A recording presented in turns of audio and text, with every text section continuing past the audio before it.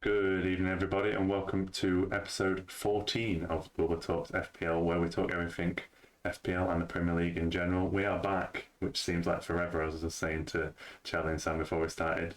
Unfortunately, we didn't get a pod in last week with all the fixtures going on, so we are back after a bit of a 2 week break. But not really a break in FPL terms, as we've had 3 game weeks in between, so we've got a lot to talk about. So we're going to try and get straight into it, and we're going to try condense certain aspects to what we normally have, like the quiz will be probably a bit shorter than usual. So, as I mentioned, we have Charlie and Sam back as usual. Are we both doing well, enjoying all the football going on at the minute? Yeah, but happy to be back and loving how much football there is every day. It's great. Yep, pleased to be back. Thanks for having us back, Will. No worries. We've got a lot to get through and just a lot of good football, as we've said, even Champions League on tonight. It seems to be non-stop football at the minute. So I think to start with, before we dive into the fixtures, because we've had 3 game weeks worth of fixtures between the last recording, I think I just want to touch on how we've done in these last 3 weeks. So if we start with you, Sam, could you just give us a quick kind of summary of the 3 game weeks you've had, how you felt you've been, and you can concentrate a bit more on the most recent one, if possible. Yeah, sure. So rattle through quickly then from 13 forward. So 13 was a bad week for me. The first time this season that I'd actually scored below average and took a 4-point hit in that week as well. But yeah, that was a nasty one. Slipped off the top of the tree in that week and have been playing catch up since, really. So game week 14 was much better. 68 points in that, again, back above average. And a really good return from my midfielders in that week, in particular. And then game week 15 this week, again back above average. Not too bad a week, although kind of felt the first time I'd even considered not captaining Salah. I just had a feeling Son was going to run riot against Norwich, and he duly did. So a little bit of a shame there, but can't really be too disappointed. Overall with 50 points, not a bad score. Pretty pleased with how things are going overall. Second in the league now to Mr. Marsh, so I'm going to have to start playing catch. I think we scored exactly the same amount of points this week just gone, so 16 points to find, I think. But that's already closed down, so it's game on. The hunt is on. Yeah, it's changed and it's got very competitive up there, and Charlie's taken that top spot. Did he take it in that first week, or did he take it before that? I feel like it was around that 13, wasn't it? Where he took... Yeah, I think he took it in 13. Yeah. And then I think I outscored him probably in 14. And then this week I think we've neutralised. Yeah. Hard, I think that's right. So yeah, no, it's going to be it's getting interesting. And 2 weeks ago, I said he was going to be there or thereabouts. Hills is on the march. Watch out, he's coming. Yeah, I've got another comment about the league. What I'll talk about when we get to my part. But going on top of that, then Charlie, do you want to tell us about your performance? Obviously, Sam's gave you a bit of a hint there in terms of the league. Yeah, Sam's given me a nice introduction to set up my talking about my team. It's gone pretty well. I feel like any 50-50 decisions I've made have gone well, other than maybe bringing Alonso in, who I think I still brought in for the right reasons. But my other 2 transfers in that period have been Jota and Mason Mount in this most recent week. So, and both of those were transfers I was likely to make, but ones that I was still deciding between a few different options. So ultimately, over the course of the season, if you can make more good decisions than bad ones, then you tend to do well. So that was quite satisfying to see that come off and pay off so quickly as well. I think all 3 of those weeks I've hit above the average again, which is good. And yeah, as Sam alluded to, taking that first spot in our league, which is great. Just kind of pretty comfortable, I think, because I feel I'm quite happy with where my team's at, and I'm in a position where I'm rolling over this transfer every week. So I'm kind of quite flexible with both my team setup and with the transfers I've got to be able to pretty much move to anyone that I want to if I need to. Feeling pretty good, and that's usually when it all comes crashing down. So I'm sure we'll see what happens this week. But pretty pleased with how it's gone so far. Definitely getting exciting in the league. That's what I'm going to say. Speaking of on the march, I think I'm on a bit of a march. Obviously, I'm a bit far behind, but I'm going to hunt you down at some point, you guys. I'm coming for you, to be fair. You could say Norwich are on a march in the Premier League. Their most recent fixtures will. But, when you're coming from 8th, it's a long walk. I just want to shout out here to Peter New, saying that he's now been overtaken, considering he was meant to be a title contender in the first few weeks. He has been overtaken, so one down, got the rest of you to go. So Pete reminds me of Manchester United. Pete does remind me of Manchester United. They come into the season giving it large. They have an amazing first game week, and then look what happens. And now, ironically, they're 7th as well. What do you know? Yeah, just touching on my game weeks, I think the 13 was a bit naff. It was just above average, but then the last 2 game weeks, particularly this last game week, has been where I've seen the kind of rank increase. So like the last week I went from 460k to 260, so mainly down to Bernardo Silva, bringing him in literally for that 1 week. I just had the eye on that Watford fixture because I know it was just going to be a 1 fixture punt, so even if it didn't work for that 1 game, he'll be straight back out because, as I've not touched on yet, I have activated the wild card, so we're going to have a bit of a wild card and transfer discussion later on. So it's a bit of fun and games, and that is obviously, hopefully, a tool that I can use to try and bridge that gap further. Because I think when I was looking at it, probably the kind of last pod kind of time, it was about 100-point gap. And now it's 67 to Charlie, so you never know. You've got to do it step by step, but like I said, very happy with this last week, and kind of as Charlie said, sometimes when you go for a 50-50 and it comes off like that, with Bernardo, obviously, especially his second one, a bit of a screamer, and I've seen a lot of people saying that he's overperforming, but if he's in my team, he can keep overperforming as much as he likes, so that's fine by me. So yeah, definitely getting excited, up to 6th in the league, but I can see like my score in the previous week was quite comfortably the highest in our league, so that's what we need every week if we're going to come back, but it's a good start to where I need to be. So as we've kind of touched on, we've missed 3 game weeks, so we're going to kind of touch on the most recent game week, should I say, in game week 15, and then we might just touch on some of the games beforehand as well. So I think we might actually start with one of Sam's comments he made before the pod, with West Ham against Chelsea. West Ham picking up another win against the top 4, and Sam was bigging them up that can secure top 4 in the league. So do you want to talk about that game, Sam, and how you see West Ham in general so far?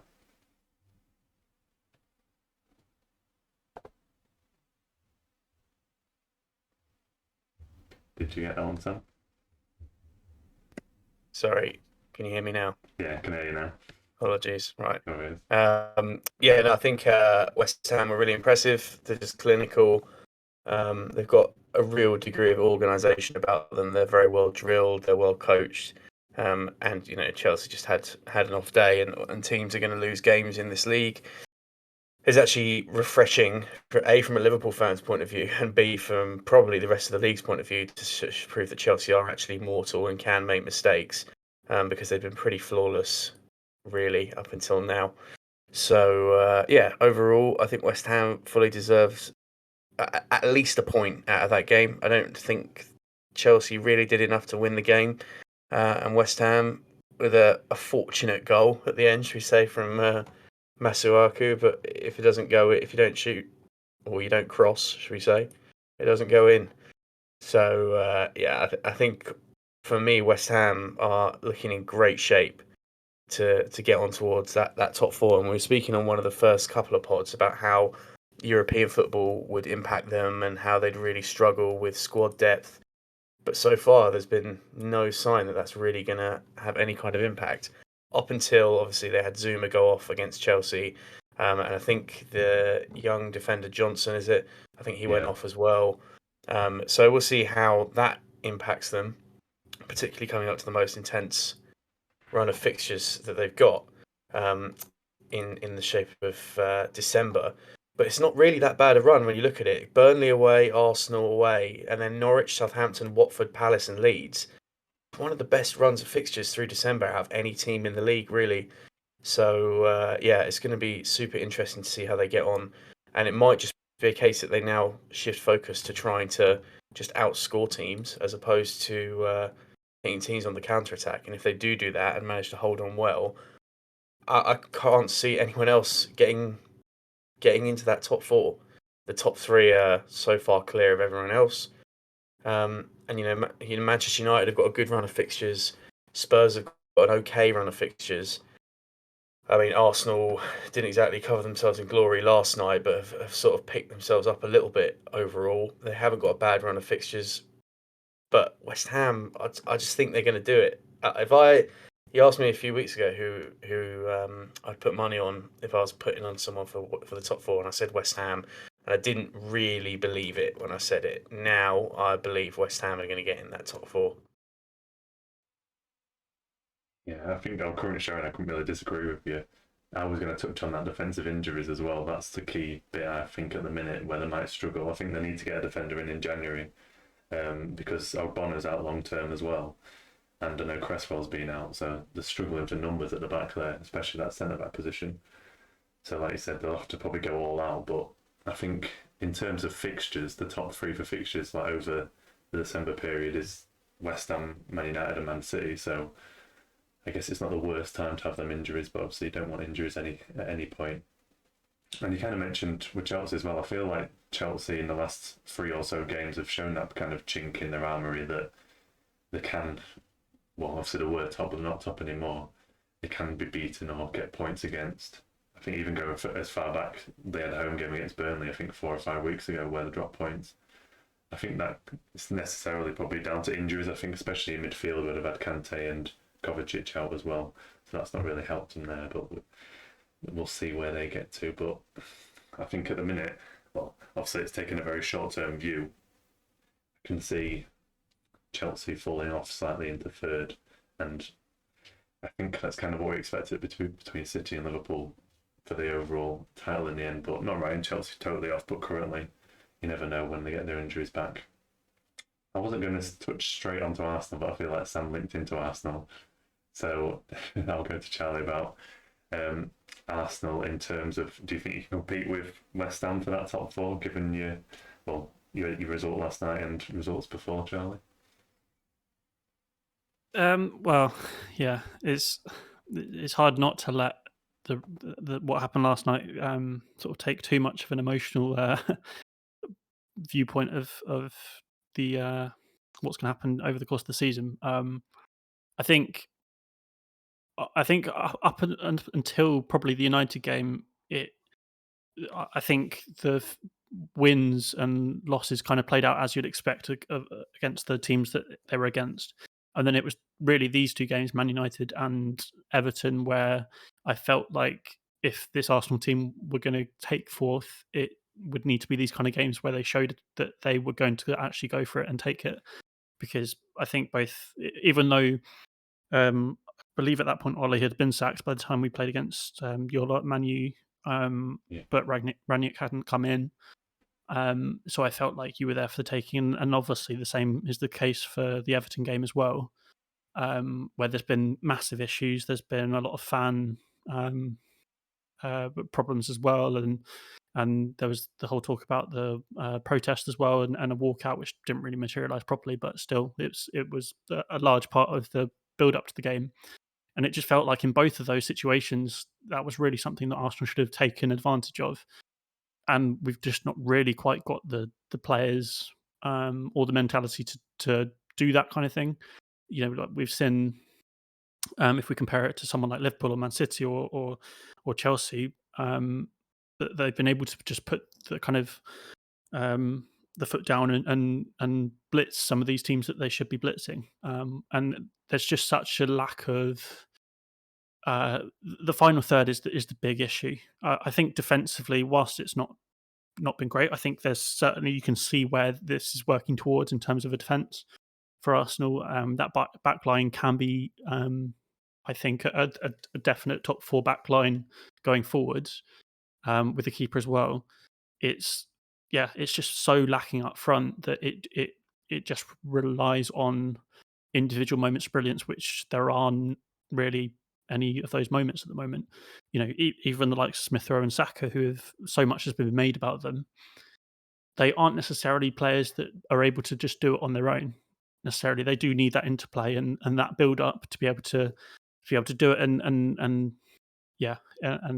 lots been made about Aubameyang and the issues that's happened with him. And I think it's been identified by everyone really that the striker position is one that's going to be key for Arsenal to bring recruitment in, to be able to progress as a team now, because it's really lacking and it's showing. And I think if that's not addressed, then it is very difficult to see how Arsenal can take that fourth spot,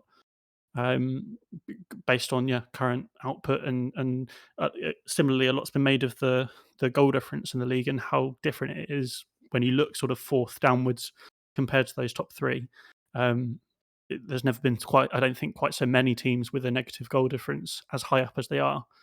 And that's very much the case for Arsenal as well, because of just such a lack of goals. That's really becoming an issue. So overall pretty disappointed. I think I wouldn't rule it out completely in terms of your original question in top four. And I think, just touching on Sam's point about West Ham and European football, I think the point we made really was that it was more about the knockout stages where we would really start to see whether that takes an effect. I think Europa League in the group stages is very much a case of being able to use a lot of the sort of squad players, and it really is the going through the heavy Christmas period in the Premier League and then moving into the knockout stages, that's when it starts to get a bit more hectic and needing to play that first 11 in those European fixtures, where then you could start to see a little bit of a slip. But as Sam pointed out, their fixture run in the league is very good for quite a while actually. So they might by sort of mid-February be able to build up enough of a gap that it just feels too far to even catch them. So it's a very outside chance, I think, now, top four, but certainly not off the cards completely. It just depends on how this team managed to pick themselves back up again. Yeah, I was going to make comments about the Man United game, but I was just going to ask you a question about Arsenal away from home in general, because I don't watch as much Arsenal as you do, but I feel like in that United game, obviously you mentioned, I felt like they should be pushing on and trying to actually win that game, but I felt when they got a goal, their mentality kind of was just to hang on to that one goal. And when I was watching that United game, I after we made it 1-1, I never felt like we were going to lose that game, because I just didn't think Arsenal had it in them. I don't know what you think about how they play away, because obviously you lost to Everton as well. I don't know, do you think they're a bit more passive away from home? Is this a significant difference? Like I said, I don't watch them all the time, Arsenal, but what do you think about that one? Yeah, I don't think it's just an away problem. I think it's just an Arsenal problem. I think it all stems back to that lack of sort of killer instinct up front, because and that is definitely the tactic it seems to be at the moment, like you mentioned about if we do go a goal up, as happened against Everton and as happened against your lot, if we do get a goal, it doesn't seem like there's that sort of requirement to push on and try and grab more and secure a win. It definitely seems like trying to protect what we've got. And I like I said, I do think our defense is good and over the long term can become a really good defense. But when it's just that and there's no real attacking threat going the other way, it becomes so difficult for it just to solely rely on the defense to keep them out. If it's just going to be waves and waves of attack, and whenever we have the ball, just end up, squandering it by some a shot off target or just breaking down, then there's only so much a good defense can help you. And a lot has been made of Ramsdale and how well he's done, and you have to look at the other side of that as well. It just means that oppositions are having a lot of shots at him. So yeah, it is a quite defensive attitude, which I think is both by necessity because of the lack of attacking form, but also by design as well from Arteta, and it clearly just isn't working and is failing the team in games where there would be an opportunity to try and be a bit more on the front foot and and try and attack, because there is some flair in that team, but just it seems to be that very final ball or the final finish that just doesn't come off. That's preventing the rest of it. Very much Arsenal, United, and Spurs is trying to find the form, because we know they can be top 4 contenders, but then West Ham showing them how it's done so far. But we shall see. Could be one of the more. Obviously, the title race should be exciting, but that race for that 4th spot as well should be an exciting race to watch. So if we switch back to Sam and talk about his team, who actually, when the 1-0 up, will always go for the more goals. Well, unless you score it in the 94th minute? Was it Origi this weekend? I'm sure it was. Yeah, that was a massive release when that goal went in. I tell you, that was a stand up and launch the remote across the rim moment. Although they are losing at the moment to AC Milan, so it could do with sorting that one out. But that is unbelievably important goal, and who knows how important an extra 2 points could be in the context of the season. I guess we'll only find out when we get down to the real business end. But yeah, I mean, Liverpool dominated the game, so that I think they did deserve the win on the general sort of feel of the game. But you can't take anything away from Wolves. They played pretty well. They defended really well in the first half. They were really resolute. But sign of champions, dare I say it, is that you pick up these wins when you're not rattling in the goals. You're not scoring 4 or 5 every week. And when you go to teams that are placed in and around that battle for sort of the 5th, 6th, 7th places, and you can pick up these wins, they can prove priceless in the long term. So really happy with the 3 points, and the Reds go marching on. You must have been tearing your hair out to that point, especially like that Jota. It was the Jota miss. Yeah, the Jota miss was crazy. If anyone hasn't seen it, it's one of the craziest misses I've seen for a long time, especially considering the degree of composure that he showed against Arsenal to sort of sit down majority of the Arsenal team, to be fair, before sticking it into an empty net. Like, I would have put a lot of money on him scoring in that situation. So listen, it wasn't the prettiest of performances. It wasn't a 5-0 thumping that we've been used to seeing, but listen, we will certainly take it. And on to the next one. Yeah, just keep ticking those points in. You'll take any win, however you get at this stage. Like you said, to mark champions to get those 1-0 wins. That's it. Yeah. Yeah, and we've mentioned that. Obviously, you just touched on the AC Milan game that's going on at the minute in the Champions League, where Salah and Mane are both starting, which I was slightly surprised by, because it seems like the most ideal game to give them a rest, if they were going to rest them, especially before the December period. But because you'd feel like they're probably going to play a majority of the games over December, but we'll see if that's got any implications further down the line. So we switch back to you, Charlie, and talk about, as I just argued, that I'd say Liverpool and City could actually run away with it if we flip back to City. Obviously, they only played Watford in the last game, so you'd expect them to be beating Watford. But would you see, what are you making of City at the minute? Like, the last few games, they've kind of a 2-1, a 2-1, a 3-1, but again, they're still getting the results. Would you still be up there with them as your kind of champions elect as of now? And I'm going to have a bit of a follow-up question on that around Man City midfielders, which I'm sure we'll come on to when we come to the wild card as well, what you think of them. But I'll let you start first with Man City. I think they're... I mean, in fairness, we do have to frame this in the context that a lot of the games around now and coming up as well for Man City are ones they absolutely should be winning fairly comfortably. Whenever I'm looking at those top 3, I think it's just that the squad depth that Man City have that just stands out every time. That's what sets them apart. And not just squad depth, but quality and squad depth in terms of being able to bring on players that could potentially start in the other 2 teams that are fighting for the title. And particularly, we've seen, over the last 5-6 weeks, it's been without some of their key players. It's been without De Bruyne. Sterling's coming back into it now as well and seem to pick up some form.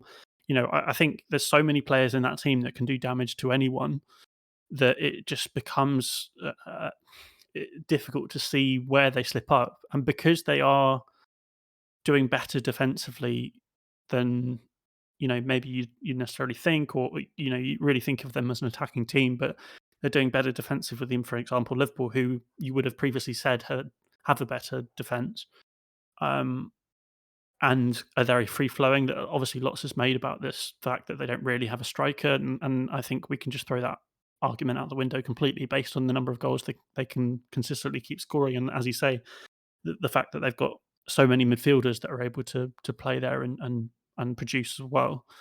I think on that basis, I still have them as favourites. I think they're just able to deal with so much, both in terms of injuries, but in terms of fighting for both European football and the Premier League, in terms of being able to rotate during this period of fixtures as well. I still have them favourites. I still think that they're going to be extremely difficult to beat over the course of the whole season.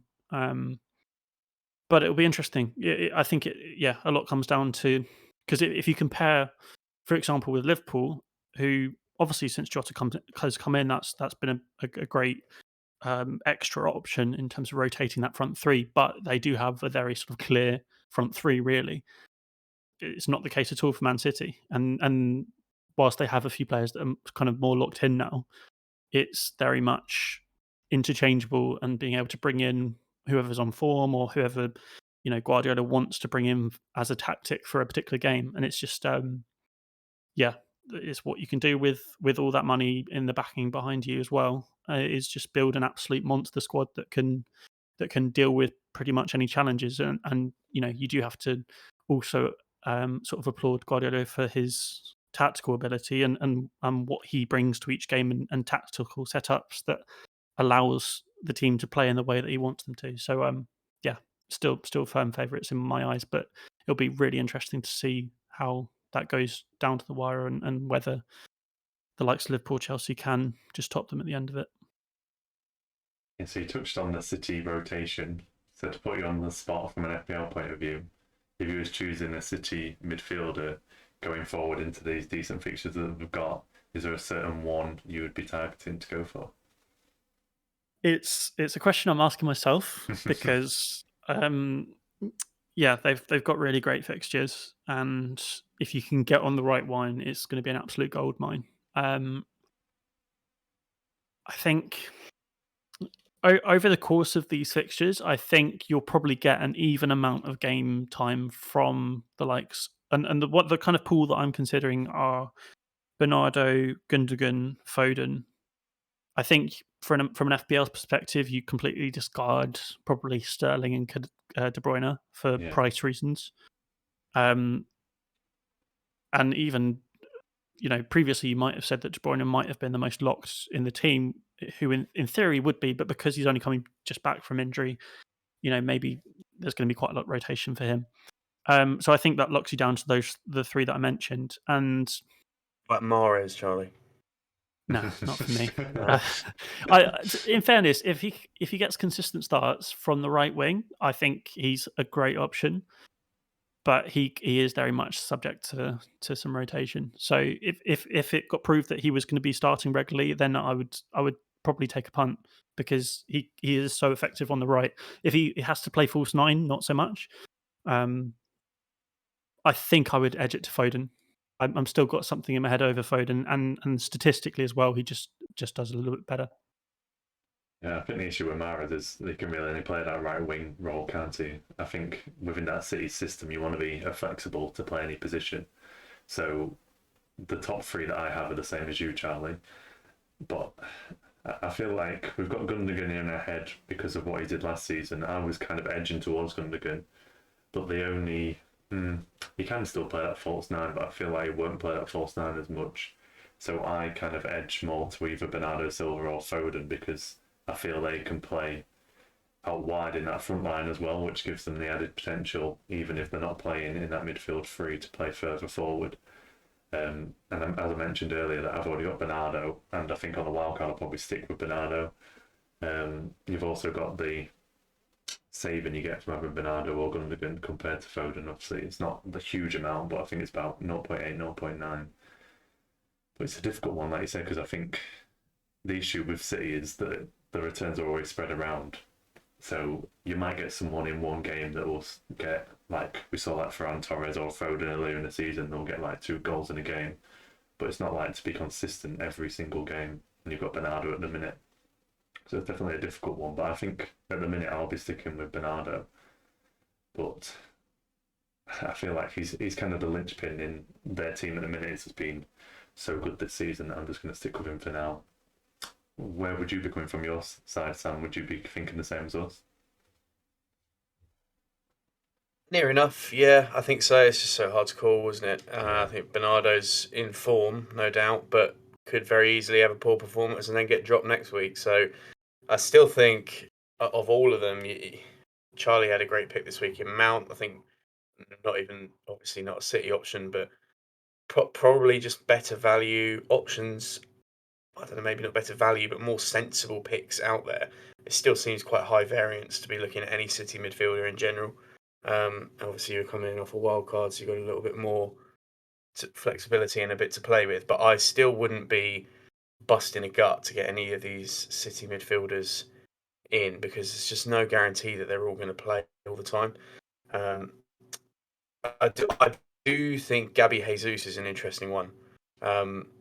And if anyone's in and around looking for that sort of value forward point, he's just at the top of that bracket, maybe at the bottom of the premium price range, but more sort of towards the top of that value bracket. He's certainly an interesting one that I would consider. But yeah, I can't see any major changes being made in midfield to facilitate bringing in a Bernardo or something. I'm pretty happy with Jota, Salah, and Son as a 3, assuming that there isn't a massive situation developing at Spurs. That's good timing. When you said Son, I thought I was going to mention that because there's rumours of a COVID outbreak in Spurs. Is camp, but that's not fully confirmed yet. Just rumours at this time, and I've seen a rumour that includes Son having COVID, but as I said, unconfirmed rumours currently, so we'll wait on that one. I just wanted, to touch on United as well. Just kind of, obviously, we've only had one full game with the new manager, but obviously, because I'm in wildcard, I've kind of been thinking about the United assets, and I was kind of playing a key interest in how we kind of lined up in the first game against Palace. So it was very much, and the way he always has liked to play in his previous career, especially at Leipzig, he likes to go for a 4-2-2 formation. So he likes to have the 2 strikers, the 2 attacking midfielders, and then the 2 CDMs behind it. So when I first looked at it, he was playing Rashford and Ronaldo up front. I thought that made Rashford a decent looking option, but I'm not overly convinced by Rashford's price in FPL. That's what kind of puts me off. And it kind of, for like a Bruno, obviously he's still quite expensive. So I don't think he's value at all. And the kind of position he'll be playing, it's kind of taken away from goals. So he's more likely to assist than he is to get goals. And I've also looked at Sancho, because I think he's going to nail down to be playing that position most of the time, but he might get subbed off like the 60th, 70th minute. But I was interested to see how that attacking setup would be. We saw how well Greenwood was doing at the start of the season, and I was hoping at some point he would come back into contention. I feel like he could play that role alongside Ronaldo, so he could become an option later on in the season. You've also got Cavani as well. But I'm interested to see how that formation develops, and also we saw a bit of Fred, who's been doing pretty well the last few weeks, even in terms of FPL points, which is shock horror when you're getting carried by Fred. But he's definitely, I'd say he's been our best player like that's 3 or 4 weeks, to be fair. Levels above McTominay. I'm not sure McTominay still gets in the team, to be fair. And I'm also looking out at the Man United fullbacks as well, because at the minute, Wan-Bissaka's not getting in the team, and Dalot seems to be preferred. And Dallow's only 4.4 million, so I'm currently looking at him, and I mentioned to Charlie and Sam earlier in the week about Tellez, because Shaw's been out for a few weeks. He basically got 2 concussions in a very short space of time, and he's not been seen for a few weeks. So Tellez might still be getting quite a bit of game time until he's fully recovered from that Shaw. And Tellez is again 5 million, so being on this wild card, I feel like it's kind of I can put 1 or 2 rogue picks in there and can always get rid of them later on. But I think at the minute, we'll talk about the wild card after. Ronaldo is that main attacking option. Obviously, he's getting on in age, but I'm waiting to see. I'm hoping he's going to be rested tomorrow, so we'll have a fit Ronaldo, and that'll probably confirm to me to put Ronaldo in on the wild card. And we've talked about how good the United fixtures are coming up alongside City and West Ham, so I think if Ronaldo, well, I think purely on this fixture alone in the next game week where it's against Norwich as well, should hopefully get a decent amount of points straight away, but that's one to wait and see there. But hopefully that gave you a bit of an idea on how United set up and how they could be going forward. I'm just going to say, is there any other fixtures you wanted to touch on, guys, that from the previous week, or if you wanted to mention anything on United that I mentioned there? No, don't think so. I think just on the Man United thing, it's the main reason we're considering him is the fixtures. It's not necessarily performances or I guess maybe a new manager and potential bounce. But I think that the problem, or it's both a blessing and a curse. You being on a wild card is you kind of feel forced into bringing at least one of them in. I think for people who are just on transfers outside of a push Ronaldo, and that's maybe a bit more difficult. It's probably more of a wait and see, even though those fixtures do look so appetizing already. It's just there's just still so much unknown about it that for me at least, I think it's a wait and see. I think the only different thing to that is if you're still stuck with Kane. If anyone's got Kane, I think that makes it a bit more of an easy move to Ronaldo. But other than that, I think I would just wait and see how things progress over the next couple of weeks. Yeah, that was the move I was going to touch on, because Kane hasn't been on great form, and we obviously if people brought Kane in, they brought him in for his fixtures. So it's using the same logic here for Ronaldo, but we've seen Ronaldo score a few more times than Kane. So, and it's quite an easy switch, isn't it? The kind of price range. I think you're going to need a little bit of cash to upgrade to Ronaldo. So, yeah, definitely be doing that switch, because you can it's not guaranteed points, but you'll have a bit more confidence in Ronaldo than any other attacking assets or any other United assets in general. So that he's definitely the one to go for if you're wanting to jump on them straight away. But on the other ones, especially those attacking ones, it's a wait and see, like Charlie said. So I think we'll conclude on looking back, and we're going to do a quick quiz to break it up before we go on to the second half. So are we ready for this, guys? It's currently 6-6, as always, overall. So it's going to be a quicker one this time, so we can talk about a bit more in the second half. So we're back to our favourite game, which we all love, where I'm going to give you the points for the last 3 weeks for a player, and you've got to guess the player. I'm sure you guys remember how it still works, don't you? Yeah. Yep. Sam sounded confused by that one. He's like, I've got to say not this game again. Yeah. Just because that enthusiasm, Sam, we'll start with you. Okay, go for it. So in game week 12, this player scored 2 points. Wait, I've just actually, no, sorry, I've just said 12 instead of 13 there, just ignore me. In game week 13, they scored 2 points. In game week 14, they scored 8 points. In game week 15, they scored 13 points. Interesting. Well, I know one player that scored 13 points in the last game week because he's in my team.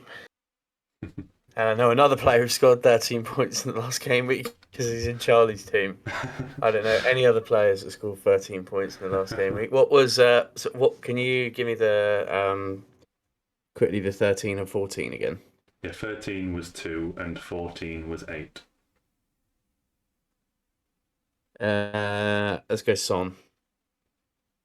That is correct. Bang. 3 points straight in there. Wow. That's straight up. I got thrown off a bit there because on Son's profile it goes, because they had that fixture postponed in 13, so it jumps 12-14. I was like, I need to just correct myself here, otherwise it just gives it away straight away. But Sam got it anyway, so that's fine there. Right, yeah, I thought I'd just ease you into it there, you see. So to you, Charlie, your player in game week 13 scored 2 points, game week 14 scored 10 points, and game week 15 scored 15 points. So it's 2, 10, 15. Yeah. That's 2 quite big returns in 2 weeks. And I'm 2, 10, 15, 2, 10, 15. Well, trying to think of high scoring players. I know Bowen did quite well. I don't think he did well enough to get 15 because Mount got a goal and assist as well and was only 13. It was Bernardo, who I think got 2 goals, so that could put him in contention. Leeds, Rafinha, I think, Son. So it's probably you just had Son, and I think it's between Son and Bernardo because they've been the only players that have scored 2, and it just was Son. So I'm going Bernardo. Yeah, that is correct. Like I said, Nice. easing you both into it there. Yeah. Get you back in the swing of it. Right, so back to you, Sam. So this player in game week 13 scored 2 points, game week 14 scored 9 points, and game week 15 they also scored 9 points. Okay. Interesting. 399, yeah? 299. Okay, well, blank. Well, it's okay. So 299.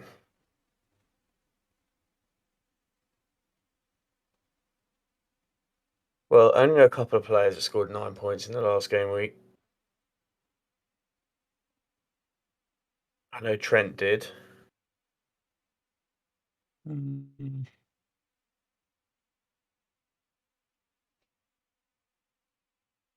Callum Wilson did. I think of a few players that might have done, but imagine maybe Origi did. I don't know. Okay, it won't be Origi, that's for sure, because he definitely didn't score 9 the week before.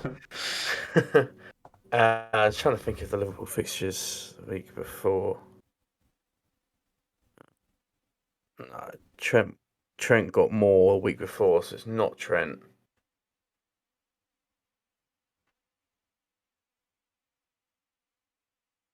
Oh,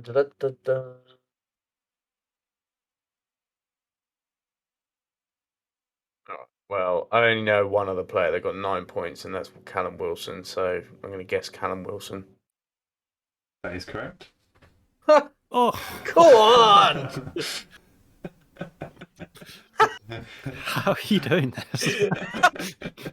Oh, mate, you can't write it. Oh, that's so sick. I was livid with regret. I was flipping between doing a 4-point hit to go Jimenez to Wilson. And I was just like, at the end of it, looking through it all, thinking, Wilson got 9, Jimenez sat there with 1 or whatever it was. Should have just done it. And that's the only reason I knew he had 9. I haven't got any idea. However many other players in the game scored 9 this week, I couldn't tell you any of them. But yeah, it's a bit of an obscure number, so I can't imagine there's that many that actually got 9. But yeah, it'd just be like 90 minutes a goal and 3 bonus, right? Yeah, but the way strikers are at the minute, to be fair, there's not a Yeah, lot of actually yeah, do that. true. Because the majority of the time it has to be in like a 1-0 or a similar kind of score as well, doesn't it, to get the free bonus? So. Yeah, true. Right, so back to you, Charlie. So your player in game week 13 scored 1 point, game week 14 scored 2 points, and in game week 15 scored 11 points.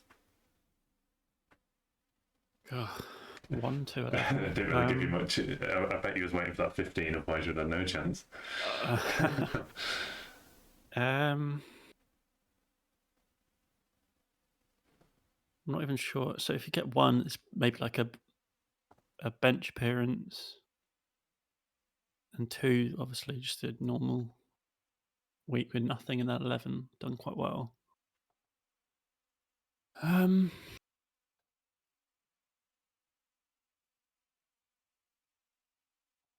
Can't really think who would have got 11 this most recent week. I'm never going to guess it from the 1 or 2. I'm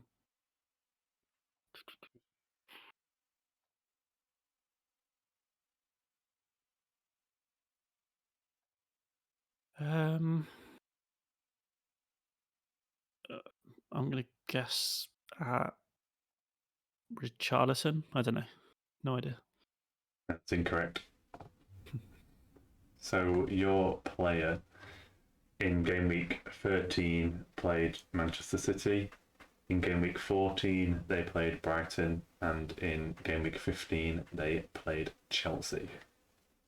Oh, of course. I was literally looking at this player earlier. It's Bowen. You literally mentioned him on the previous one as well. That's disappointing. Yeah, it's Bowen, yeah. That's 2 points for that one. So close so far. Right. So back to you, Sam. So your player in game week 13, they scored 8 points. In game week 14, they scored 1 point. And in game week 15, they scored 8 points. Okay. Well, rest easy, because I don't know any players that scored 8 points this week. So plucking from a database. All right, so what does an 8 points look like? That's going to be either a striker with like 2 bonus, or would you say 1-2-8 or 2-1-8 or something like that? 8-1-8. So they got 8 twice. 8-1-8. Okay, yeah. Fine.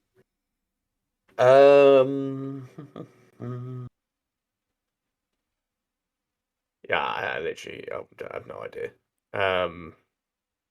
Who scored this week? Lucas Moura? No, that's incorrect. Okay. Yeah, I did make the first 2 a bit easier for you guys, so the second 2 are a bit more difficult. So in game week 13, this player was playing against Man United to score 8 points.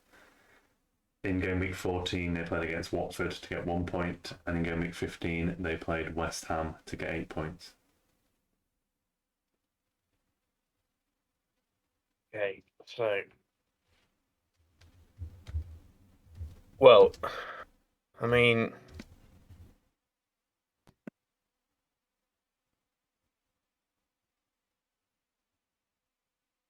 it's a Chelsea player. I can't think who it was that. Oh, Mount scored.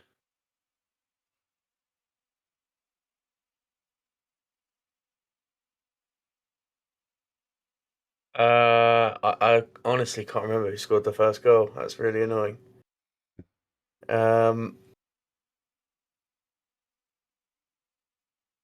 Christensen? That's incorrect. So your last hint is that this player is a defender. Yeah. So you guessed one of them. All right. Well, it wasn't James, that's for sure.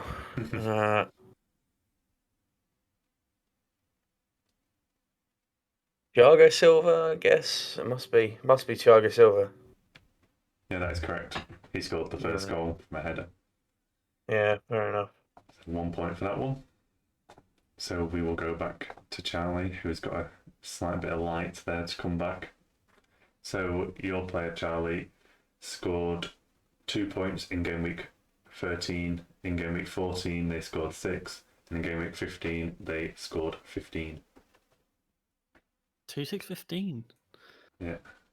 I'm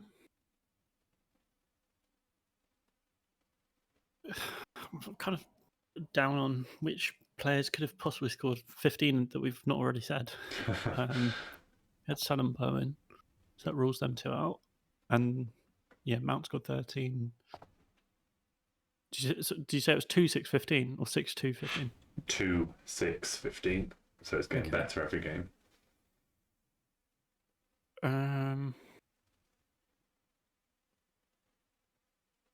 Who would have got 15? I don't think it would have been any more of the West Ham players, other than maybe. No, so it can't have been anyone from them. I don't think any of. I'm trying to think of the high-scoring games as well. Only the Man City players, Bernardo, but we've already talked about him. I don't know. I'm not even sure what would be a good guess. Who scored for Newcastle? It was Wilson in 1-0 win, so that's not going to be enough. I think we had him anyway. No idea. Let's just guess at Watkins. No, that's incorrect. I picked this one because we should know it based on the points that are in this current week, but not a lot of people will probably know it. So in game week 13, they played Leeds to get 2 points. In game week 14, they played Brentford to get 6 points. And in game week 15, they played Norwich to get 15 points. Oh, okay. So that makes it a Spurs player. I have a feeling it's Davies because I was thinking about getting Reguilon in, and then obviously he went off. And I'm pretty sure I remember seeing people on Twitter that brought in Davies because he's like their cheap route into their defence, and he ended up quite well. Did he get 15 though?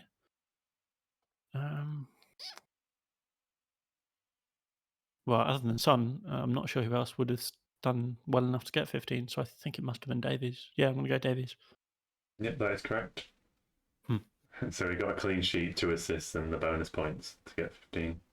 So. Yeah, I mean, there's no chance I'm thinking of him unless other people on Twitter weren't bringing him in. That's what I mean. It's like one of those 15 pointers that you wouldn't even think about normally. It's just like one of those random ones. Yeah, that is correct. So 2 points. So typically after 3 goes each, you are both level as usual. So back to you. Back to you, Sam. So your player in game week 13 scored 6 points. Game week 14 scored 15 points. And in game week 15, they scored 6 points. What was the first score? Sorry, something 15 and 6. 6, 15, and 6 again. 6, 15, 6. Will all these players get 15 lately? Everyone's getting that number. I mean, it seems very obvious, but I don't know. Let's go through. My gut instinct is to say Salah here because I'm pretty sure he got 15 points last week, capped into 30.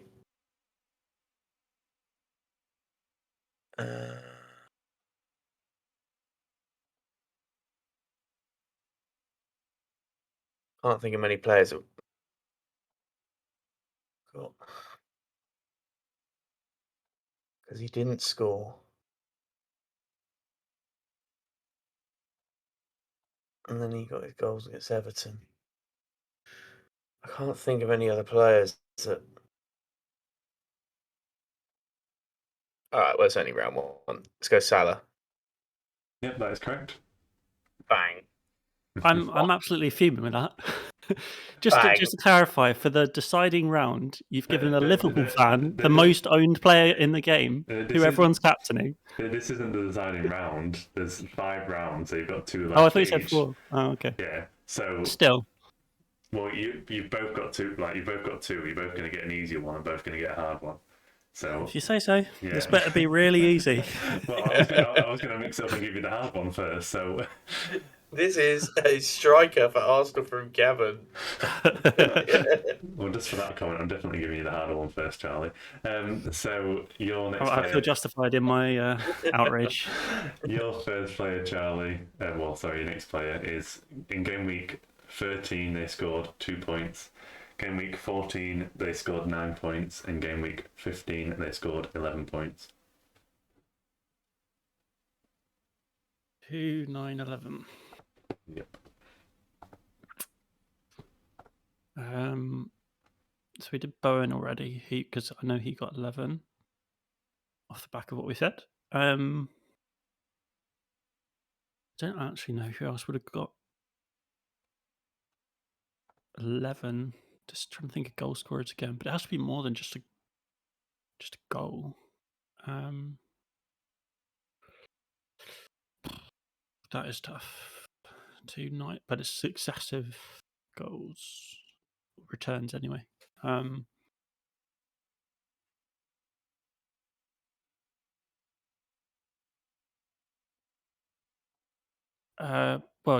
okay, I'm going to guess it's a midfielder. If Bowen gets 11, I'm just going to go on that logic. So that's 5 points for the goal, 6, 7 for playing, 8, 9, 10, and the clean sheet. So it must have been a clean sheet, win, and a goal.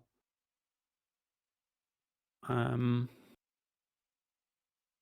got the clean sheets this week?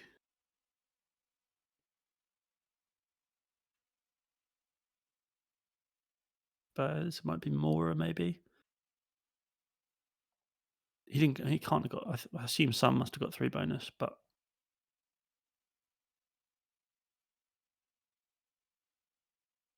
I haven't really got any other idea. So I'm just gonna go Mora. No, that's incorrect. Hmm. So your player in the game weeks. So in game week 13, they played Chelsea. In game week 14, they played Arsenal. And in game week 15, they played Crystal Palace. Tom, man, it's Mr. Fred. I had to get him in there somewhere, didn't I, really?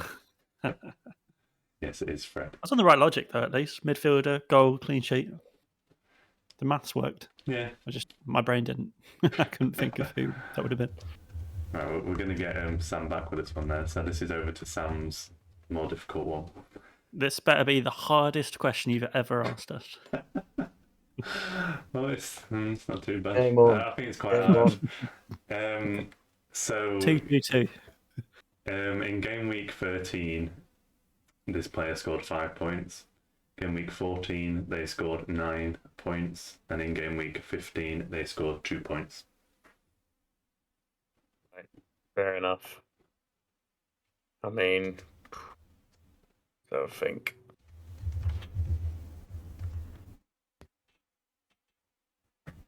Crikey. I'd argue this is slightly harder than Fred, so I think that evens it up.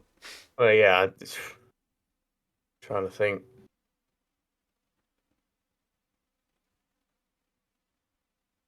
Can't think who would have got 9 in the last week. No point in trying to think of who got 2 this week. We'll be here all night. Yeah.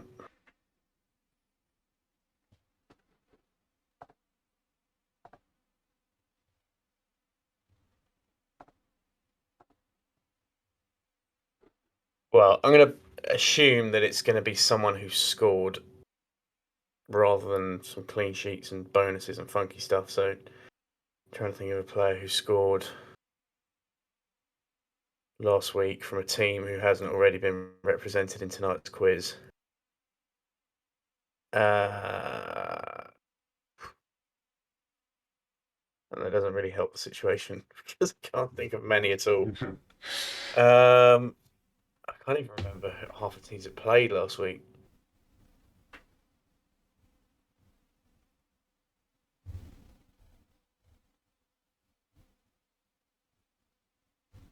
I really don't know. I'm honestly just be plucking a name out of the air, and I can't even remember if this player scored or not. So, let's go for who's the striker at Southampton? The one with the weird Brozier. name. Yeah, let's go for him. Yeah, that's incorrect. So this player in game week 13 was playing against Norwich. Game week 14 against Burnley. Game week 15 against Liverpool. Crikey. Well, it's a Wolves player, but I'm sure Wolves... I don't think Wolves won the week before. Maybe it was a defender. I don't know. Well, it's definitely a Wolves player, and I can't remember what was the. Who did you say they were playing in game week 13? Game week 13, when they got 5 points, they were playing Norwich. Game week 14, when they got 9 points, they're playing Burnley. Okay. I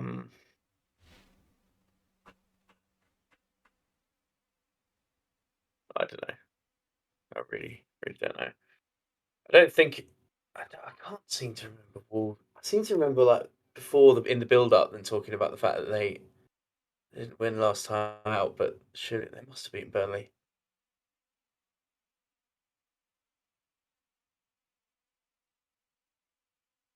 I want to say. I feel like it's a reckless. I feel like this choice would be reckless, but I want to go with your man Semedo, but that would be reckless. I'm gonna keep him on the back burner for now. I just feel like that name's at the forefront of your mind because you love Semedo. Don't know what you mean. Straight out of the team.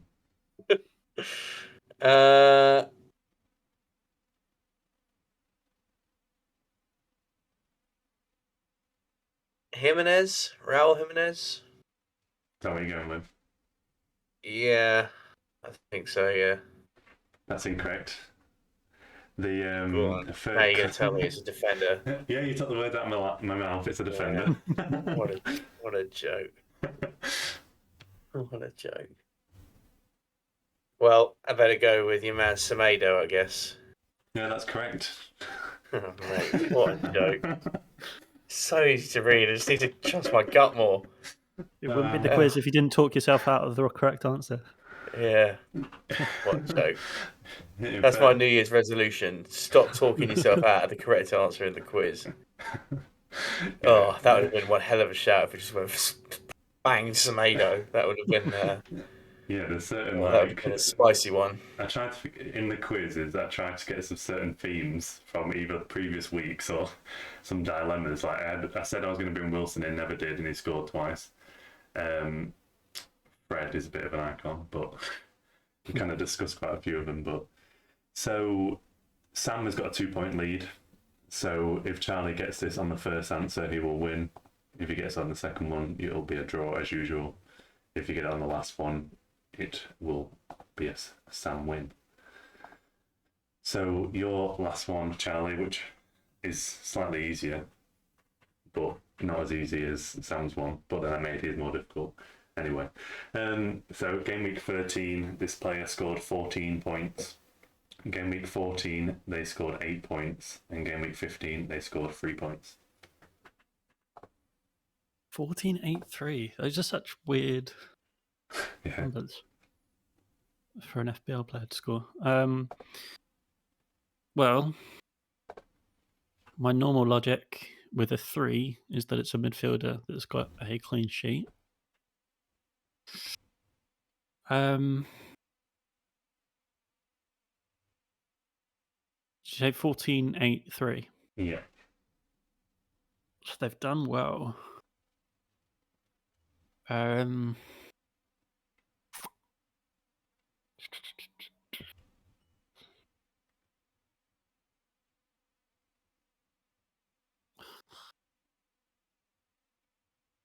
Just gonna have to shoot at someone that's had a clean sheet this week. I think it's gonna be too difficult to remember the fixtures before.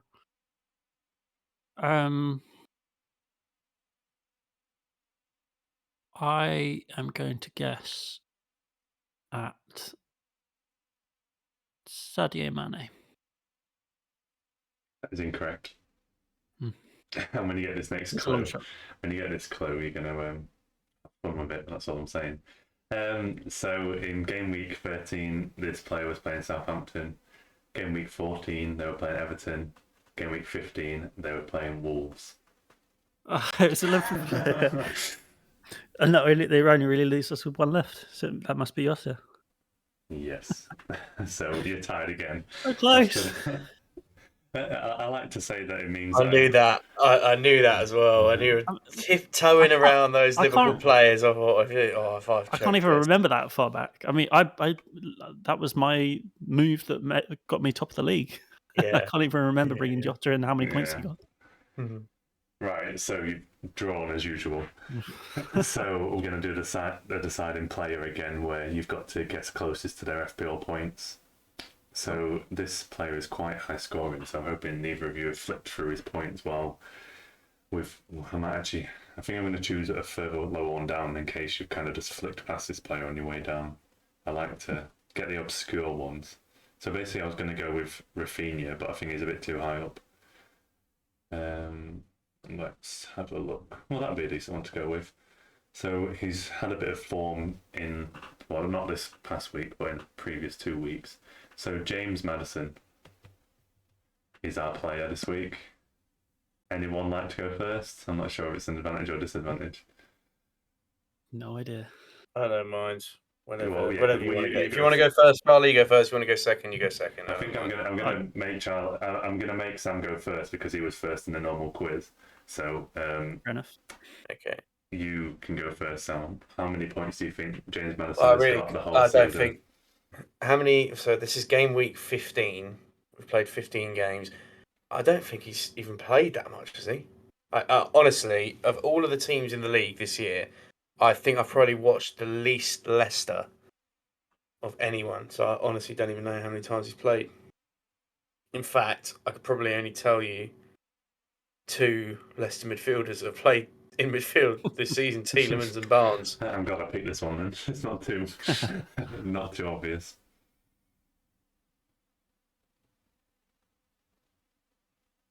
I have no idea. No idea.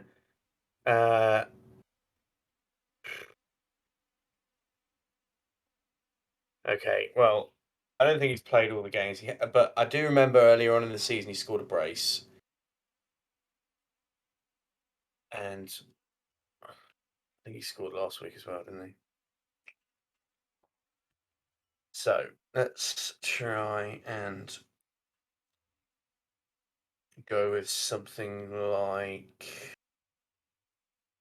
what seems like a reasonable number. Man, Leicester is such a difficult one because you just think outside of Vardy, does anyone score any points? Difficult. Like, it's so difficult.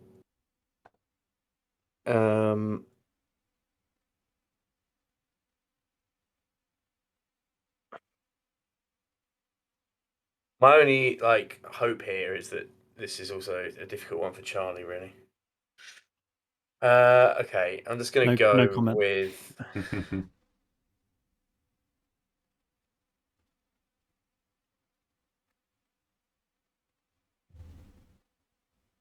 Well, I want to say 45, but I also like chucking a couple of random either way. So I'm going to go like something weird, like 47.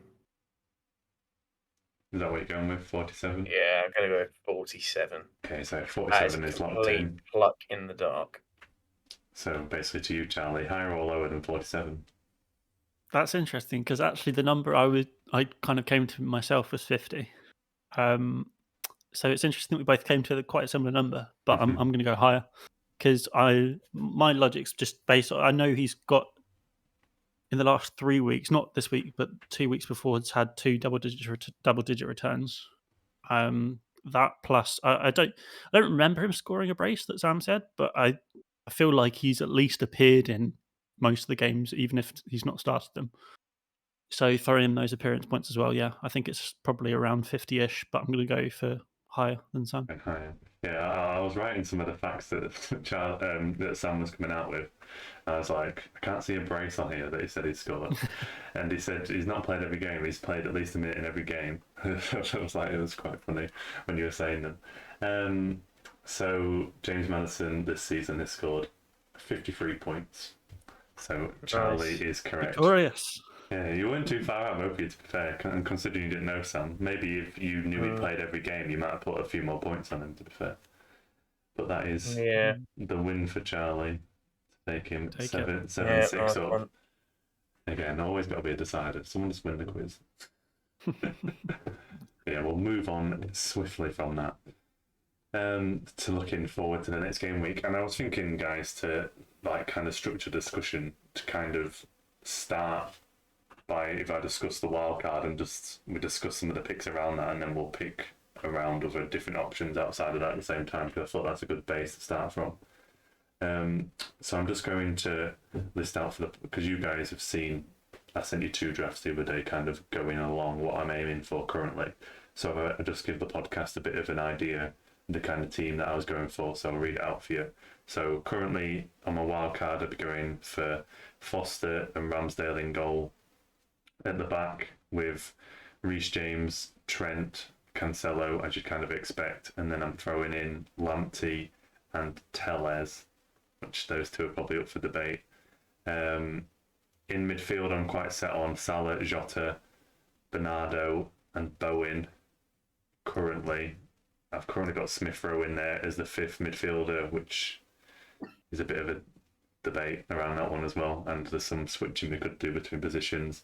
And then up front, I currently have Ronaldo for the first time this season in my team, Josh King, and then just Locadia as fodder for the bench, who basically never play because I'm going for more money in midfield.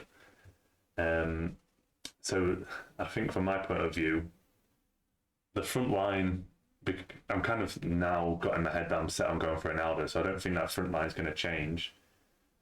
So I'm pretty set on that front line. As I mentioned, Salah, Jota, Bernardo, and Bowen, I don't think are going to change, so this could be changed with Smith Rowe. And defence is probably where the most changes could be happening, but that's because I'm just thinking, do I move some defensive funds into midfield to get Mount instead of Smith Rowe? That's kind of the biggest dilemma. Should I be going big at the back still with those 3 premium defenders, or should I be going for Mount in midfield? So I know you guys saw the draft previously. I don't know what comments you'd have around that, Charlie, in terms of that thinking that I've said there. Yeah, I mean, overall, I like it, and I think it kind of gets similar to where I'm aiming towards as well a little bit. I'm not necessarily going to go Ronaldo route, but I can see why you would, especially on a wild card and with those fixtures and Ronaldo's potential to demolish teams that the fixtures that you've got coming up. I think at this point, if I was wildcarding, the only definites in my team would be Salah, Trent, and Cancelo. I think outside of that, I think there's possibly some more room to just play around with it a bit and go a bit different. But that being said as well, it's where you see the consistent return. So I don't know whether, like, for example, you've gone Ramsdale. Have you thought about De Gea? I guess maybe it's because you got Tellez and you don't want to double up necessarily, but would you consider De Gea at that price just someone different that's got probably better fixtures? He is literally the main other one. If Ramsdale's not in it, it'll be De Gea. It's between those 2. And it's kind of what you said. I don't know with that United defence. We kind of touched on it earlier. In the most recent one I've done, I've put Dallo in there to save funds at 4.4 million as well. So I don't know if to just go for De Gea instead. But then I've just got a decision who to bring on as that 5th defender. I've been looking at some 5 million options, for example, like Matty Cash. Villa have got a decent run. They've got a hard fixture this week against Liverpool, then it's decent after that. So I've been looking at kind of options like that. So I'm not doubling up on the United defence. I'm not that convinced by the United defence. So yeah, De Gea is the only other option for me aside Ramsdale at the minute for goalkeeper. And the other thing as well, just whilst it looks like Tellez and Dallo are the options at the moment, I guess we're not certain that they will be the long-term players in those positions because they've got very obvious, not even backups, but players that effectively were first choice previously. Whereas it looks like De Gea's nailed down that goalkeeper spot now, and Henderson's not really getting a look in. And also, I think with the defence as well, I do just wonder, and not just the defence, but I do just wonder if there's going to be one week where it all just comes at the wrong time where Lamptey gets benched because of the injury worries. Tellers doesn't play because Luke Shaw starts. Maybe James gets rotated as well. Cancelo, I think, like we said before, I think is fine, is as good as you can hope for a Man City defender. Bernardo potentially a bench option, and then obviously you've got the 4.4 striker as well.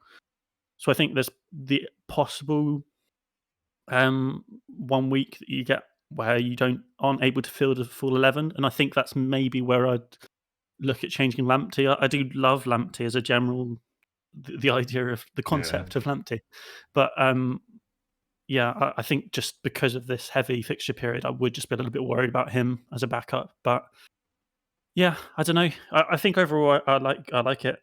I think it's that defence I'm still not convinced by. Like I'm pretty set on, like I said, the attack. Like I can't really have another striker in there if I want to get Ronaldo in there.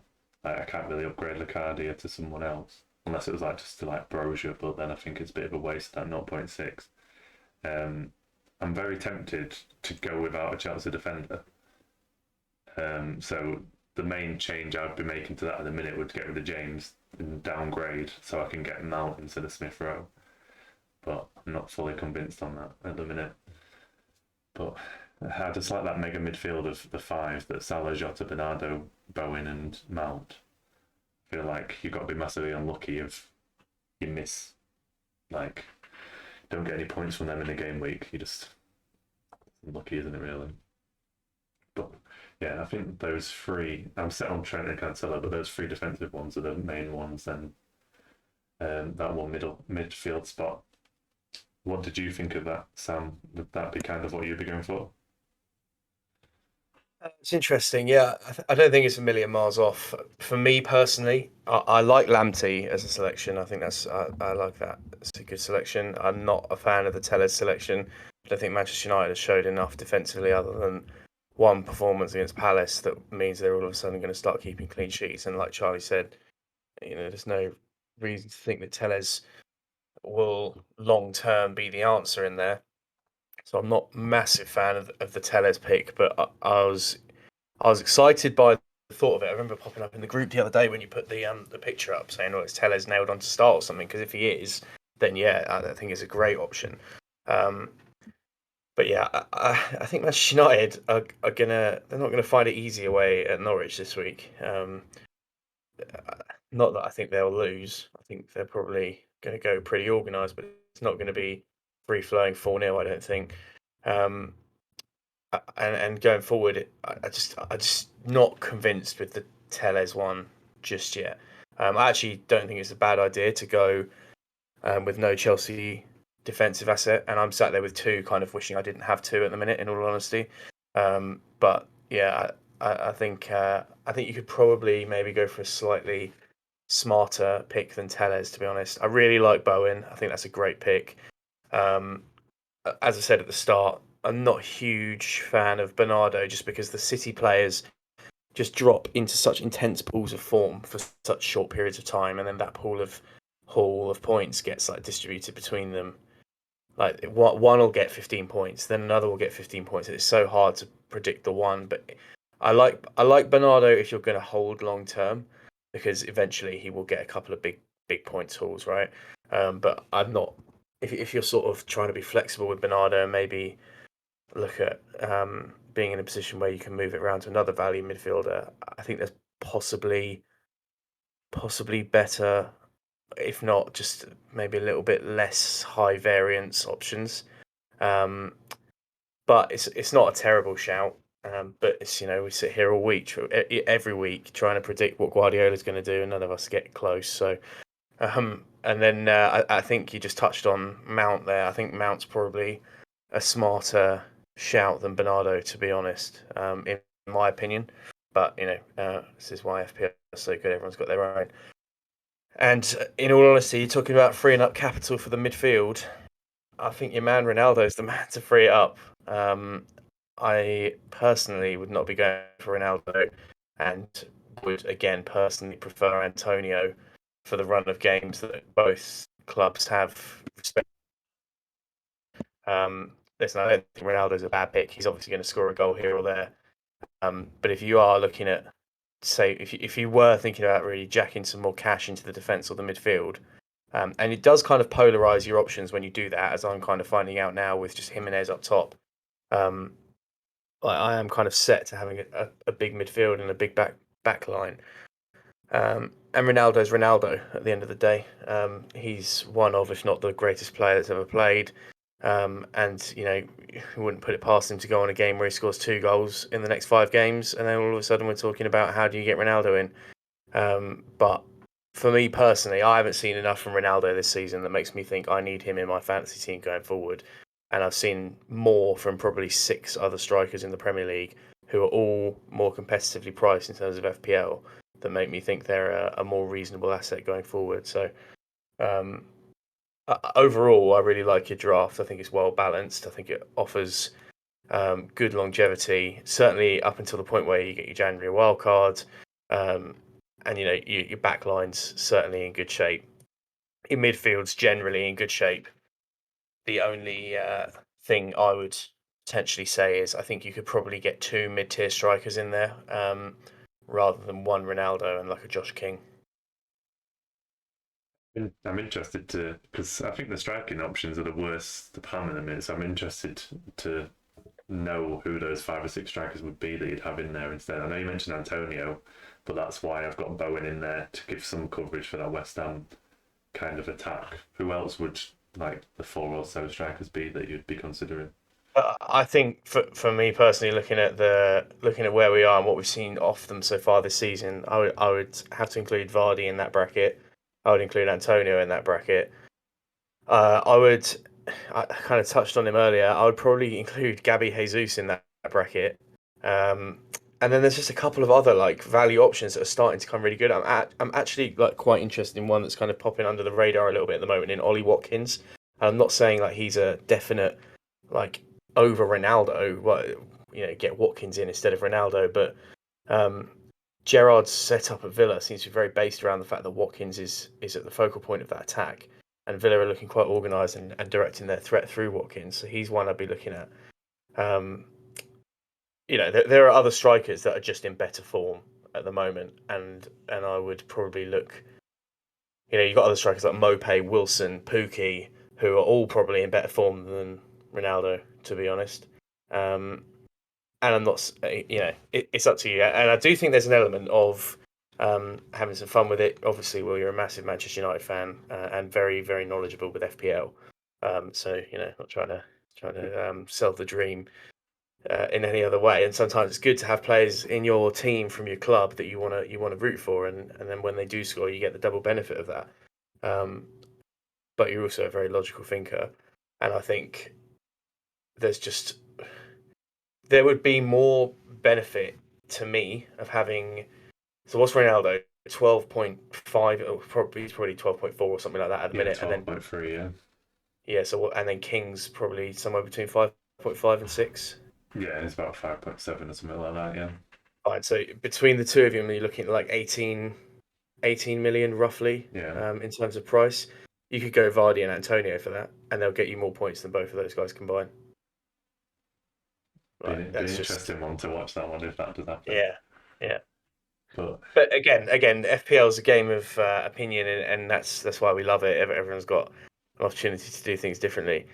There's no denying Ronaldo has a great run of fixtures, but off what Charlie said earlier, I can't look at Ronaldo at this exact moment in time and think I have to get Ronaldo in for this run of games, because Manchester United have just been so poor so far this season. I don't mean to be, the guy that just sits there battering Man United every week, which is kind of why I didn't say anything earlier when it happened. But it's going to be a little bit of a transition with the new guy coming in, and there's nothing to say. I personally just think you get better value out of Vardy and Antonio. I'll draw the line under it there, but overall, I do like your draft. I think it's good. I would personally just make a couple of tweaks. Yeah, I think we spoke about Leicester earlier, didn't we? I'm not fully convinced by Leicester, and Vardy's one of those funny ones, isn't he? When you get him at the right time, it's perfect, but then the rest of the time, it's not. And then the Antonio, I was kind of hesitant about getting rid of Antonio. It really should have gone earlier because he's not being great FPL scoring form. But then I've got Bowen that I'm hoping can cover some of that at the same time. So I'm quite comfortable with it, and I think the fact, obviously, I've got Ronaldo who's like the highest price forward on the game. Yeah. That there's an easy way because I plan to make sure I've always got those 2 transfers for at least a good 5 game weeks because I shouldn't need to use them. Yeah. I can easily do like a double striker swap if I need to. Like Licardi can come up and Ronaldo can go down to someone at the same time. Because I'm wary of as well because I haven't got like that mid-price forward there, and I'm wary when like a Bamford comes back, a DCL comes back. There's some good options there. So I'll keep an eye on it. But especially, I'm going to say there's a bit of being a United fan in there. Well, originally I was actually considering Rashford, and I'm like, I'm not convinced he's going to play every game. I'm like, Ronaldo is more guaranteed to be playing. I know there's the risk of rotation, but there is a bit of a fanboy bit there as well. I didn't know Ronaldo when everyone tried to get him in when he first came. I'm like, I've got to have him at some stage, and to bringing him away at Norwich, you're not going to get a huge amount of chance to do that if you've not got him in your team already. So I think that kind of that's fair enough. Me there. But like you said, it can still be a difficult game, but you could pick a lot worse fixture to be bringing in Ronaldo for, and obviously the fixture run to come. You could go for Divock Origi, who has just put Liverpool 2-1 up against AC Milan. So it's just a man in form. But when it comes to AFCON, yes, but not currently. Just to throw my thoughts in on the front line in particular, I kind of want to echo Sam's shout on Watkins because that was actually someone that I've started considering because I was doing a bit of medium-term planning about where I want to take my team, and I think the front line I'm aiming for now is going to be Watkins, Antonio, and King. Yeah, I really like that Watkins shout. Actually, his last 6 games he's been going a goal every other game, and actually their fixture run, you can leave him in until probably March. He looks like a really good shout for the price, and yeah, the similar argument that Sam made in terms of you could have a Watkins and an Antonio and a Mount over a Ronaldo, Smith Rowe, and your 4.4 striker. For me, that just feels much more balanced in terms of where your points are coming from, rather than pinging all your hopes on Ronaldo. But again, it's the same thing. It's you want to have a bit of fun with it. You don't want to necessarily play the safe way and go the kind of balancing of risk across lots of players. You want to have some fun with it. So there's valid arguments for both. And also on Vardy as well, I'm looking to get rid. I'm looking for an excuse to get rid is probably a better way of saying it.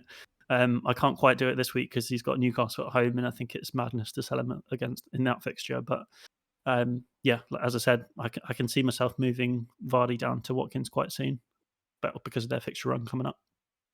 Yeah, that'd be perfect, wouldn't it, to have Vardy this week and then go to Watkins the week after, because Watkins has got Liverpool this week, hasn't he? So yeah, that's a great one to be doing.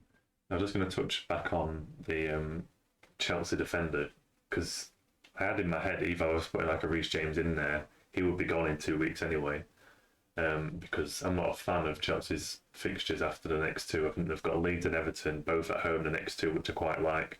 Then afterwards it's quite difficult. And then looking probably a month further along, they've got blank game weeks to come when they go to the Club World Cup. I think it's in January time. So I don't want them long term either way. So I think I might dump the defender, to stick with dump James, get Mount in midfield, just have that one Chelsea asset, which is obviously quite easy to get rid of when I need to. So I think that's the current plan. So there will be some tweaks to that draft. So I'll let you guys know when it is finalised, and obviously you'll see it locked in, and we'll discuss it on the pod next week as well, how that goes. But I'd like to say every time I wildcard, that week I wildcard is always my worst week. So I've not got big hopes for the actual week that I wildcard, because it never goes as you plan. I remember, like, I think last season I wildcarded in like game week 2 or 3, like ridiculously early. And I got like half the points I did in the previous week, and my teammate had before would have scored more, which is just typical. So I'm fully expecting the first week to be terrible, but you never know. Ronaldo hat-trick, we'll take it. But it'll be fun either way. So we've kind of put all my plans on the table, obviously a bit differently in the wildcard sense. So what are you guys planning for this week? If we go to you, Charlie, you kind of mentioned Watkins in the future, but what are your immediate plans for this week? Yeah, so as you said, Villa have Liverpool this week, so Watkins is very much going to be my transfer next week, most likely. So this week, it feels like the perfect time to get Rafinha out. They're about to go on a quite tough run over the next 4 games, or probably as difficult as you can with Chelsea, Man City, and Liverpool in 3 of those 4 games. Arsenal as well, but yeah, I'm sure he'll get something against Arsenal. And so it's kind of deciding who to go for around that price. I do like that Bowen shout, and I think again it's going to be another case of they've got such a good run for an extended period of time. It's going to be one you can just put in and leave for a long time. So it's almost certainly going to be Bowen unless anything changes with the European fixture midweek. Because I don't have enough in the bank to move up to maybe a Man City midfielder yet. That's probably going to be on the cards eventually for upgrading Mbeumo to one of the Man City mids. But yeah, I've got 2 free transfers. As I said, I don't want to get rid of Vardy this week just because of the fixture at home to Newcastle. So it's going to be almost certainly Rafinha out and Bowen coming in for hopefully a good result against Burnley. That's a very logical one, isn't it, with that run, like we've said. And I think a lot of those wildcard picks that I've got are kind of looking forward, so I don't have to make a lot of changes, as I mentioned, because it features like West Ham, or you can even say United, City with them good runs. So yeah, Bowen, you can't go wrong with that. I think he's good value at that price as well, isn't he? He's about 6'3", 6'4", decent kind of price. Yeah, 6'4", yeah. And yeah, Rafinha is the obvious one. I think that was the key bit. I was kind of trying to get a wild card in game week 16 because there's quite a few swings. Like I had 2 Wolves assets. I had Rafinha as examples that I know I wanted to get rid of, so kind of dead-ended that team and moved on. So it seems very logical. So you're just having the 1 transfer this week, Charlie. If you've got 2 in your pocket, you always have 2 in your pocket. Yeah, I've had 2 for a couple of weeks. But yeah, it's just going to be Rafinha. I'm happy holding that 2 until probably maybe next week when I get the Vardy funds out, downgrading to Watkins, and then could upgrade Mbeumo up to a Man City mid. Yeah, are you not worrying because you've got double Chelsea defence as well, aren't you? I know Sam was kind of hesitant about the double Chelsea defence. Are you all right with that at the minute?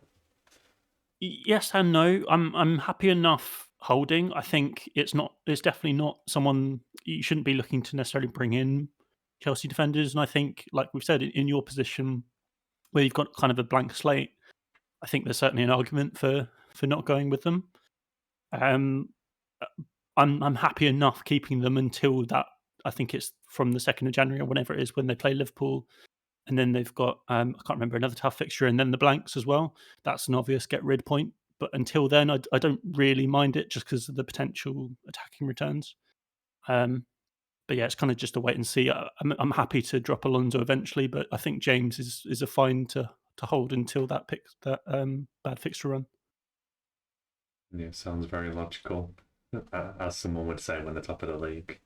The fact that you're rolling, you're keeping your 2 transfers in and keeps you in a good, strong position at the same time. So what are your plans, Sam, for the coming week? Any urgent issues you need to deal with? Yeah, there are a few issues that we need to address, unfortunately, which could be looking towards another hit if Spurs do have a COVID issue. Yeah. For my exactly the same as Charlie, was going to be Bowen for Rafinha. Just seems like the absolute no-brainer of a move to make. But I also really want to get Watkins in from next week. So yeah, it's a bit of a tough one. Plus Trossard sat on a flipping triangle now as well, so that's less than ideal. So yeah, it's a bit all over the place at the moment, the plan, in all honesty. But I've got a feeling there might be a 4-point hit involved this week. I wasn't actually expecting to make up any ground on Charlie over these next couple of weeks, so I think it's just going to be a case of stocking up for an onslaught at some point. But I don't know. We'll see what happens. I don't want to start getting into the habit of taking hits too early in the season. But yeah, kind of, it was really interesting actually what Charlie said earlier about how, like when he's made a lot of decisions, like they've just fallen on the right side of the coin. And I think obviously there's a lot of educated risk taking as opposed to just punting on players. It's not like he's sat there going, "Oh, let's go for, I don't know, Pookie," and then Pookie scores like in his next 3 games or something. That there's an element, there's a lot of study that he puts into it, and I respect that a lot. But I'm sat flipping a coin between Jota and Son. It falls on Son. Charlie's falls on Jota. Jota goes on a rampage, and now Son gets a cancelled fixture, and now potentially COVID, in an area that you then got to try and look to sort that one out.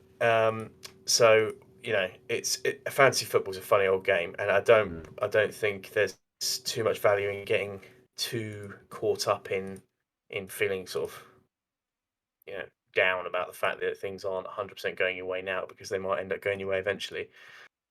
If Son does have to drop out, then I might actually look to just do Son for maybe Son for Bowen, or something like that, in all honesty. And then I've just got the flexibility to bring Son in over any of the other midfielders that I've got in the midfield in the long term, and maybe take a 4-point and bring in like Josh King. I really like Josh King as a shout. To be honest, his fixtures are great. And if Watford are going to stay up, they're going to have to get probably 4 or 5 wins from their next 10 games. So it's going to be an interesting week. I really cannot commit to what I'm going to do until 2 minutes before the deadline, I think, based on whatever information comes filtering out over the next few days. So if I knew, I'd tell you, but I don't know. Yeah, you've definitely got to watch out for that Spurs news, because obviously you've got Trossard as well, and if Spurs get a postponement, then it's against Brighton, so you'd have both of those out. And you've got 2 value strikers on the bench, haven't you? So you haven't got much cover on the bench. Yeah, we could play about. I'm pretty sure all 5 defenders will play. So worst case scenario, then you end up with 5-3, and you only miss out on 1. But I don't really want to be. Yeah. So we'll see. We'll see what happens. Yeah, relying on that news, we'll see what happens with that one.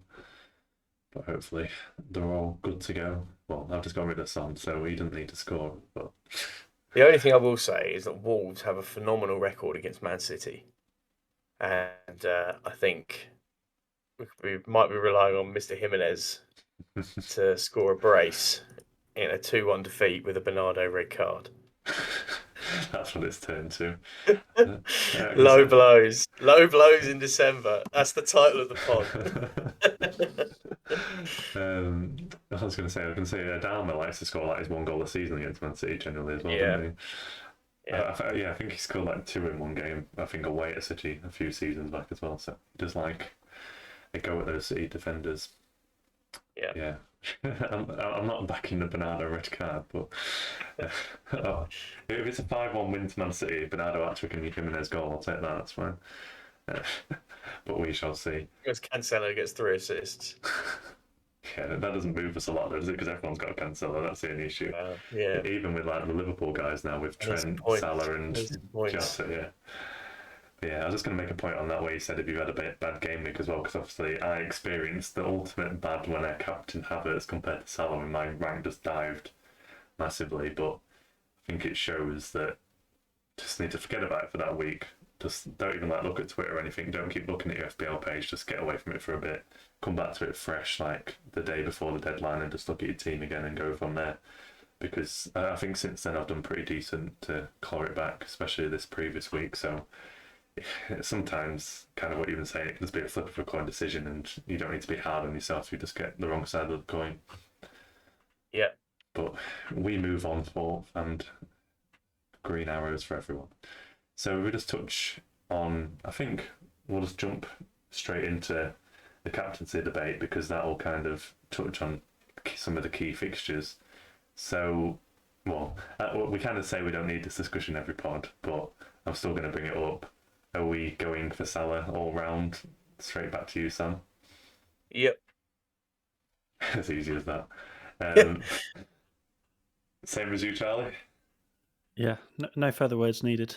I can't even see where I'd want to go elsewhere. I think Sam said, it could actually be a tough game. You going away to Norwich. That's maybe the only other potential. If like you're coming in on the wild card, you're going to be tempted to captain Ronaldo. And you'd argue also if you're playing a player of that price that you are going to want to consider him as a captain.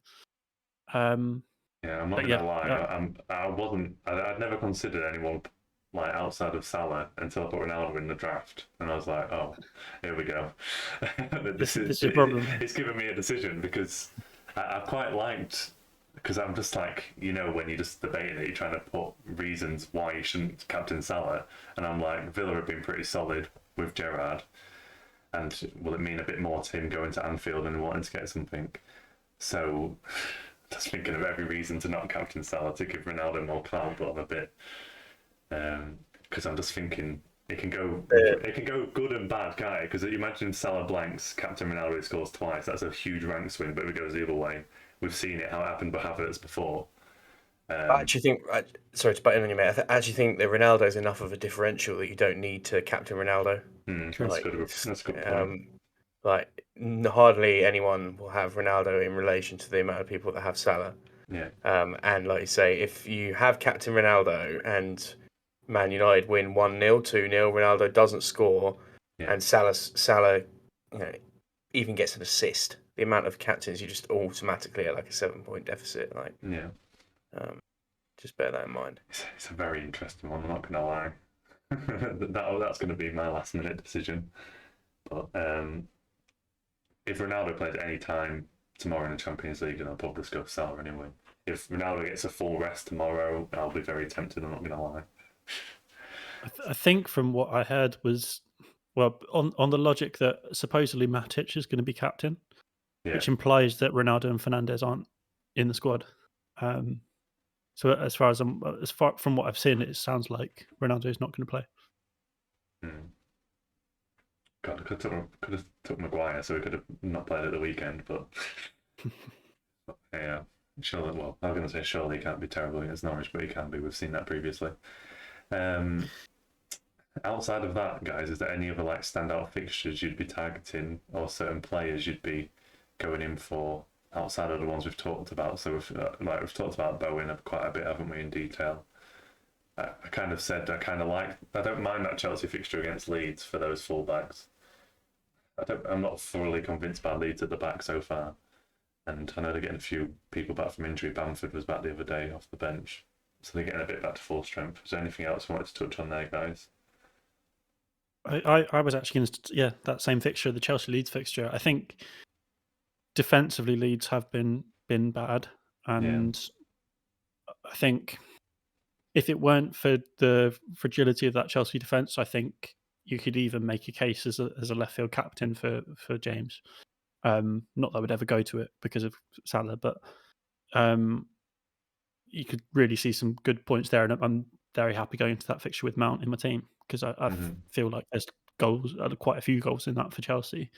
But also I think the kind of resurgence of Leeds, Bamford coming back, getting that goal, and Luke Ayling back as well, and it just feels like they're starting to get back at a bad time with the bad fixture run they've got, but it just feels like there's definitely goals in there for Leeds as well, which does make the wing back a bit worse, but good for the attacking assets from Chelsea. Outside of that, there's not really great fixtures in terms of Spurs away to Brighton. That's going to be tough potentially if it does go ahead, but also there's a few injuries for Brighton, but still it's never an easy fixture. I guess you could argue Leicester at home to Newcastle, the way Newcastle have been defending. But again, like I said, I'm kind of looking for a reason to get rid of Vardy. Maybe Madison for someone that's looking for a bit of an interesting punt. But again, the fixtures aren't amazing. So I think it's only really the obvious fixtures this week. I think the rest of them aren't necessarily ones that you need to be looking at. I think it's just the typical ones that everyone's going to be on, really, unfortunately. Yeah, I think Sam might be hoping for a few striker blanks in the Norwich and Leicester game, because I feel like that could doing some damage with Vardy and Ronaldo. I see that they're the kind of key differences between the teams. Obviously, there's a few slight tweaks, but I'm sure. I'm going to be keeping an eye out for Lukaku. Be just to see if he starts firing again. Decent shout, that one. Was there anything else you want to touch on with those fixtures, Sam? Anything that sticks out for you? No, not really. I'm just gonna mention we kind of talked about Josh King, but I feel I quite like Watford. Obviously, the defence is pretty terrible, but their attacking assets in general, I feel like they can score against many teams. So I quite like that Brentford away fixture for them. I think Brentford Massive game, Matt. Yeah, I think Brentford are going to be without Tony as well, haven't they? Because he got COVID, so I'm pretty sure he will be out because of isolating. Not sure that's been confirmed yet, but I think he contracted it. Was it the weekend? So logically, you'd think he'd be out for a week or two. So yeah, like I said, it's a big game. I don't think the City and Liverpool fixtures are as easy as we've seen. Like Wolves and Villa will make it difficult for them, so it's not kind of a dead rubber kind of game there. So it'll be closer than we've seen in some of the other games. Like Bernardo, well, I'm not going to curse it, but Bernardo might not get as many returns as we've seen previously, but obviously I hope he does.